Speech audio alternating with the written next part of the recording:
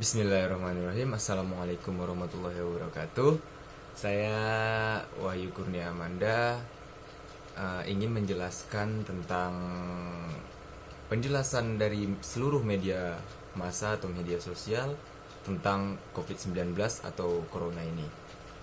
COVID-19 ini adalah sebuah singkatan dari bahasa Inggris, yaitu Coronavirus Disease 19, dan disingkat menjadi COVID-19. Dan COVID-19 ini bukan hanya terjadi di Cina atau Tiongkok, tapi COVID-19 ini telah menyebar ke berbagai negara dan menyebabkan tidak seluruh juga sih, bisa dibilang beberapa masyarakat di negara lain itu terkena pandemi ini. COVID-19 ini adalah peristiwanya menyebarkan penyakit coronavirus 2019 yang disebabkan oleh beberapa penyakit seperti batuk, flu yang bisa menyebar ke orang lain dan menyebar di antara orang-orang, terutama melalui percikan pernapasan yang dihasilkan selama batuk. Percikan ini juga dapat dihasilkan dari bersin dan pernapasan normal. Selain itu, virus ini juga dapat menyebar akibat menyentuh permukaan benda yang terkontaminasi dan kemudian menyentuh wajah seseorang. Menularnya penyakit COVID-19 ini saat orang menderitanya memiliki gejala meskipun penyebaran mungkin saja terjadi sebelum gejala muncul. Periode waktu antara paparan virus dan munculnya gejala biasanya sekitar 5 hari, tetapi dapat berkisar dari 2 hingga 14 hari. Gejala umum diantaranya seperti demam, batuk, dan sesak napas. Komplikasi ini dapat berupa pneumonia dan penyakit pernapasan akut berat. Tidak ada vaksin atau pengobatan antivirus khusus untuk penyakit ini, tetapi kita sudah lihat di banyak berita di televisi itu banyak sekali yang bilang ada vaksinnya atau ada pengobatannya. Kita tidak tahu. Kita lihat saja kabar yang akan datang selanjutnya. Dan seterusnya, pengobatan primer yang diberikan berupa simptomatik dan suportif. Langkah-langkah pencegahan yang direkomendasikan diantaranya mencuci tangan, menutup mulut saat batuk, dan menjaga jarak dari orang lain. Serta pemantauan dari isolasi diri untuk orang yang mencurigai bahwa mereka terinfeksi. Contohnya, apabila kita terinfeksi penyakit COVID-19 ini, kita akan diisolasi untuk tidak berpapasan dengan orang lain gitu. Upaya untuk mencegah penyebaran virus ini termasuk pembatasan perjalanan jauh seperti mudik. Makanya di televisi sudah diberitahukan berbagai berita atau media massa, kita tidak boleh melaksanakan mudik. Bagi beberapa masyarakat yang lainnya yang ingin melaksanakan mudik, tolong ditahan selama terjadinya pandemi ini. Tetapi banyak juga yang masyarakat yang tidak mematuhi protokol kesehatan yang diberikan oleh pemerintah. Contohnya mudik, tetapi dengan cara yang sungguh bisa dibilang tidak masuk akal gitu. Masuk ke dalam truk yang bermuatan banyaknya barang-barang yang berbahaya atau barang berat. Bisa juga di dalam bagasi bus, banyak sekali. Dan pemberlakuan jam malam, karantina, penundaan dan pembatalan acara serta penutupan alat fasilitas. Pembatalan acara ini seperti kelangsungannya pernikahan atau bisa dibilang lamaran atau acara-acara besar dalam keluarga itu tolong dibatasi. Hanya untuk keluarga saja itu diperbolehkan. Tetapi apabila menyangkut pautkan dengan orang lain yang membuat kerumunan yang bisa dibilang menjadi hal utama dalam penyebaran virus ini, sebaiknya ditunda. Dan Pandemi ini telah menyebabkan hancurnya ekonomi global di berbagai negara, penundaan atau pembatalan acara olahraga dan budaya, dan kekhawatiran luas tentang kekurangan persediaan barang yang mendorong pembelian. Teori konspirasi tentang virus ini mungkin banyak yang beranggapan telah menyebar secara daring dan telah terjadi xenofobia dan rasisme terhadap Tiongkok dan orang-orang Asia Timur atau Asia Tenggara lainnya. Dan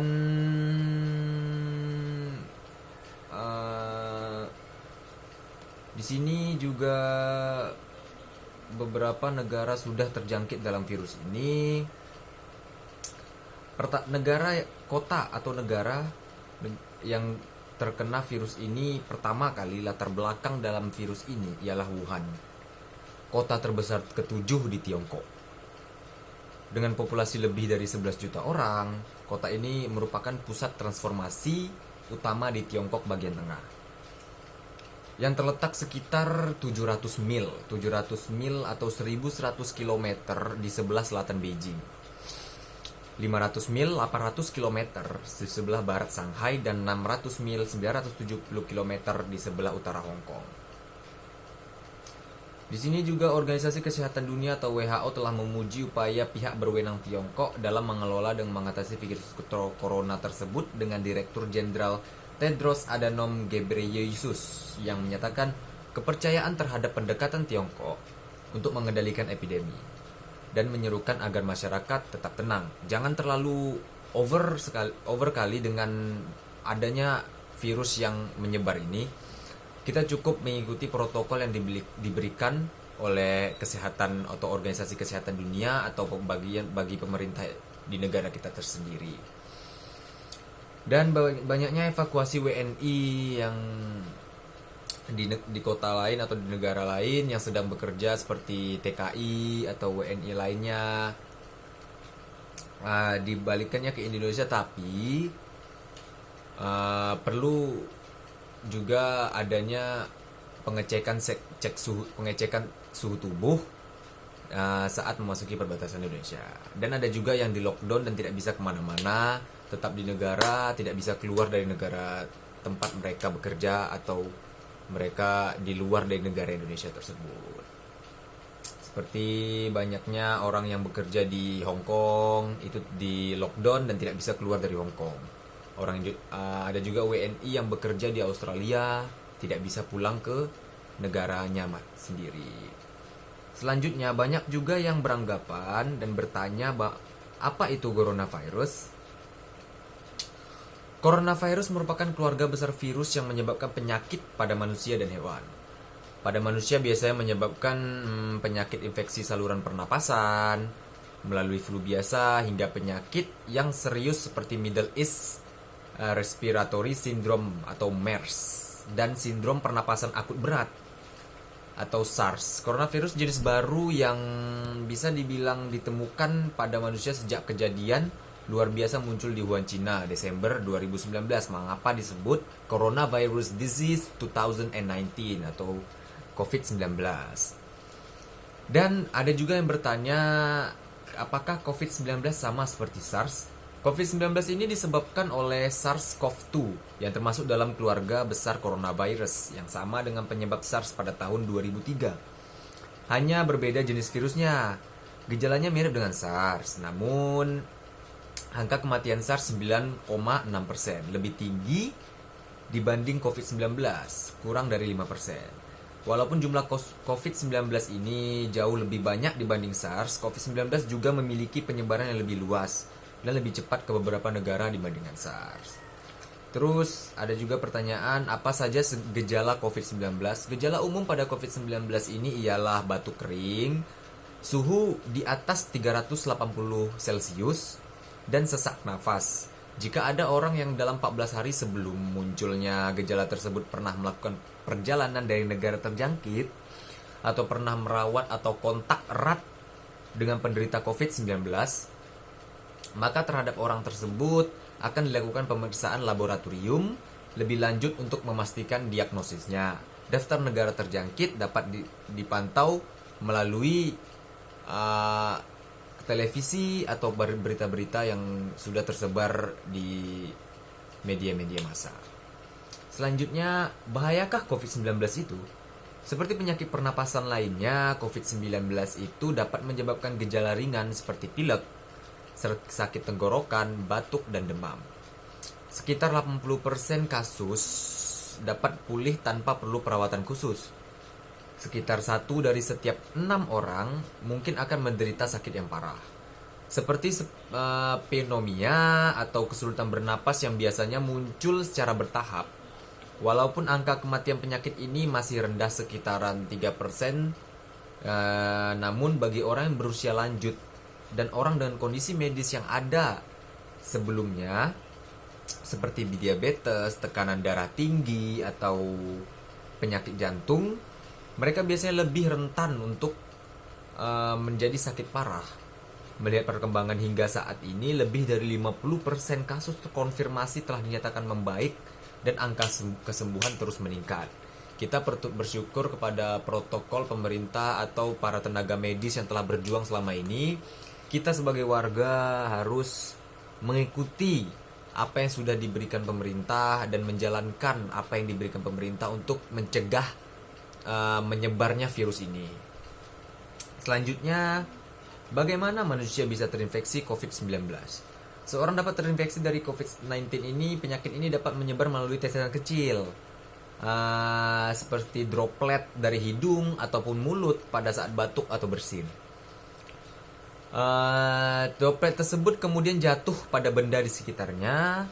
Kemudian jika ada orang yang menyentuh benda tersebut dan terkontaminasi dengan droplet tersebut, lalu orang itu menyentuh mata atau hidung dan mulutnya, maka orang itu dapat terinfeksi COVID-19 atau bisa juga disebut seseorang terinfeksi COVID-19. Mengapa kita penting untuk menjaga jarak hingga kurang lebih dari 1 meter dari orang yang sakit? Sampai saat ini para ahli masih terus melakukan penyelidikan untuk menentukan sumber virus ini dan jenis paparannya dengan cara penularannya. Tetap pantau sumber informasi dan akurat dan resmi mengenai perkembangan penyakit ini di media massa atau dari WHO. Apakah saya harus selalu menggunakan masker? Pemakaian masker ini bagi orang yang memiliki gejala infeksi pernapasan, batuk, dan bersin mencurigai infeksi COVID-19 dengan gejala ringan. Mereka yang merawat orang yang bergejala seperti demam dan batuk dan petugas kesehatan.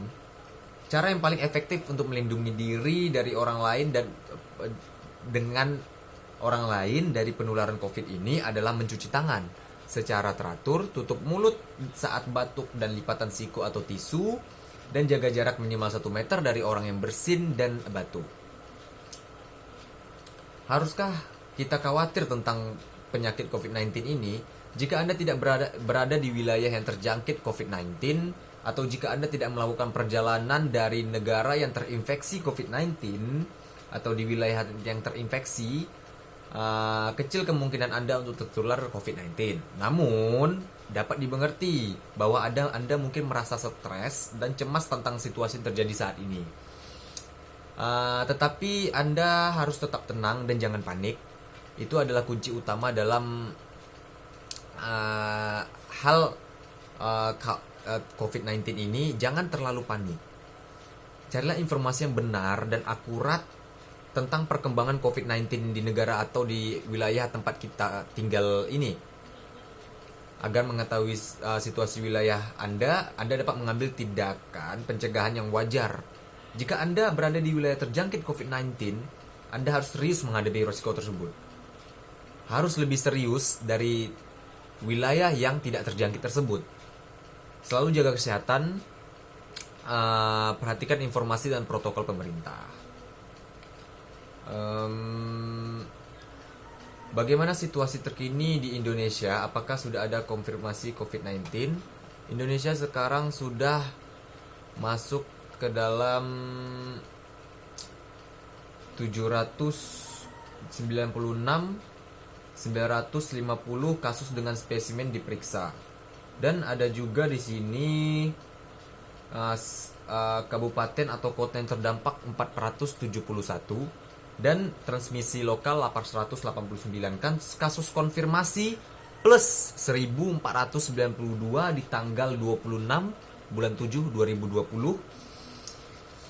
Dari semua totalnya kasus konfirmasi bulan ini adalah 98.778 orang. Sungguh banyak sekali orang yang terkena atau terjangkit virus ini. Dan kasus yang meninggal bertambah sebanyak 4,8% dan ditotalkan sekitar 4.781 orang. Dan negatif dari setiap pengecekannya sekitar 87,6% spesimen atau sekitar 698.000 orang. Mungkin hanya singkat saja penjelasan saya mengenai pandemi COVID-19 ini. Apabila ingin bertanya atau ingin memberikan sanggahan kepada apa yang saya berikan kepada kawan-kawan sekalian, bisa komen di bawah. Sekian dan terima kasih. Mohon maaf apabila ada kata salah dari saya. Selamat sore atau selamat malam bagi teman-teman sekalian.